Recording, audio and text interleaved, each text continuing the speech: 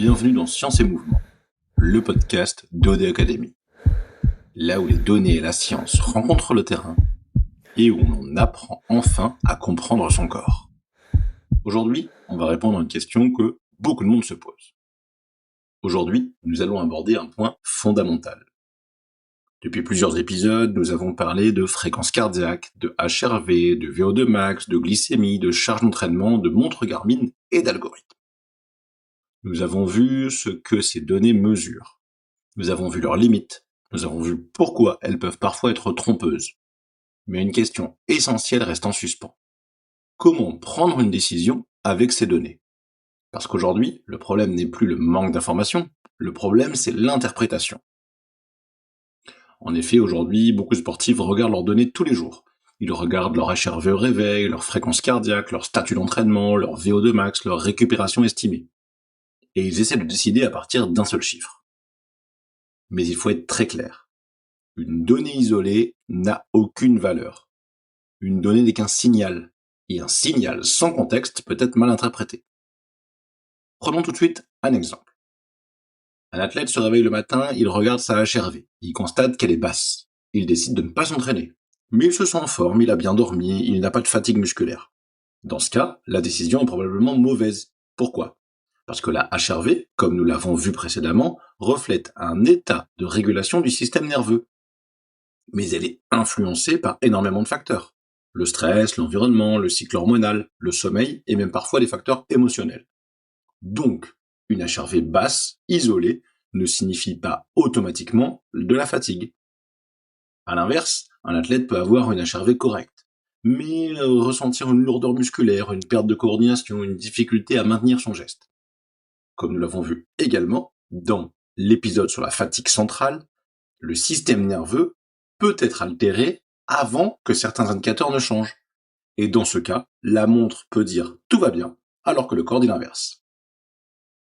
Et c'est exactement là que se situe le problème. Aujourd'hui, beaucoup de sportifs inversent l'ordre logique. Ils commencent par la donnée alors qu'il faudrait commencer par le corps. Chez OD Academy, la règle est simple. On ne regarde jamais une donnée seule. On croise toujours plusieurs niveaux d'information. Le premier niveau, c'est le contexte. Comment avez-vous dormi ? Êtes-vous stressé ? Dans quelle phase de votre entraînement êtes-vous ? Et pour les femmes, dans quelle phase du cycle êtes-vous ?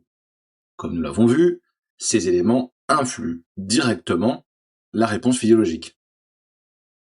Comme nous l'avons vu dans plusieurs épisodes, ces éléments influencent directement la réponse physiologique. Le deuxième niveau, lui, c'est le ressenti. C'est un point essentiel. Votre perception de l'effort, votre énergie, votre motivation, votre qualité de mouvement. Un athlète expérimenté sait reconnaître ces signaux. Et ils sont souvent plus fiables que la donnée brute. Le troisième niveau, c'est la charge. Nous l'avons vu également, il faut comprendre ce que votre corps a subi récemment. Une charge aiguë, une charge chronique, la progression et la variation. Une fatigue peut être normale si elle s'inscrit dans une logique d'adaptation. Et seulement après ces trois niveaux, on regarde les données, c'est-à-dire la fréquence cardiaque, la HRV, la VO2 max ou le statut Garmin. La donnée vient confirmer ou infirmer une hypothèse. Elle ne doit jamais être le point de départ. On va voir ensemble plusieurs cas concrets.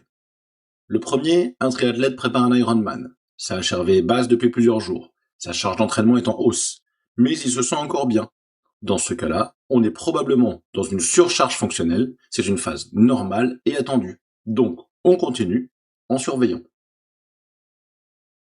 Un autre cas, où cette fois-ci, un runner a une fréquence cardiaque plus élevée que d'habitude, sur une séance facile. Il pense que c'est une méforme, mais il fait chaud, il est légèrement déshydraté, et, comme nous l'avons vu également, sur la fréquence cardiaque, la réponse cardiaque dépend du contexte. Et ce n'est pas une baisse de niveau, c'est une adaptation physiologique. Autre cas cette fois-ci, un athlète qui regarde ses données et constate que sa performance est moins bonne en phase lutéale. Sa fréquence cardiaque est plus élevée, sa HRV est plus basse. Elle décide de réduire son entraînement. Mais en réalité, ces variations sont physiologiques.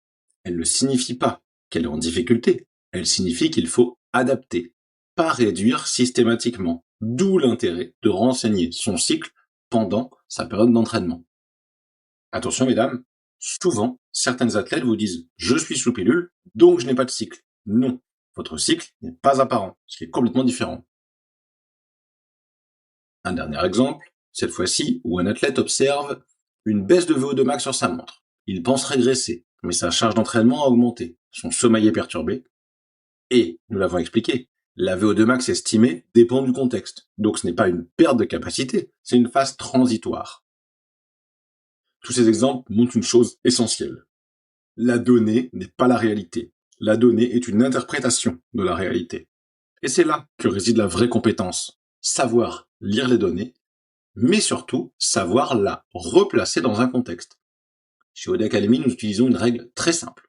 Quand une donnée est incohérente, on ne la suit pas aveuglément. On interroge l'athlète, on discute avec lui, avec des questionnaires, du ressenti, et on cherche à comprendre. Parce que la performance ne dépend pas d'un chiffre, elle dépend d'un équilibre. Un équilibre entre la charge, la récupération, le système nerveux, le mouvement, le métabolisme et le contexte de vie. Et ça, aucune montre ne peut le mesurer complètement. Le danger aujourd'hui, ce n'est pas le manque de données, c'est l'excès de données mal interprétées. Plus vous accumulez d'indicateurs, plus vous avez besoin de compréhension. Sinon, vous créez du doute, de l'incertitude et parfois même de la contre-performance. Et le rôle des données, ce n'est pas de décider à votre place, c'est de vous aider à mieux comprendre. Alors retenez ceci. Une donnée seule ne vaut rien. Ce qui compte, c'est la cohérence entre les données, le ressenti et le contexte. Dans le prochain épisode, nous irons encore plus loin.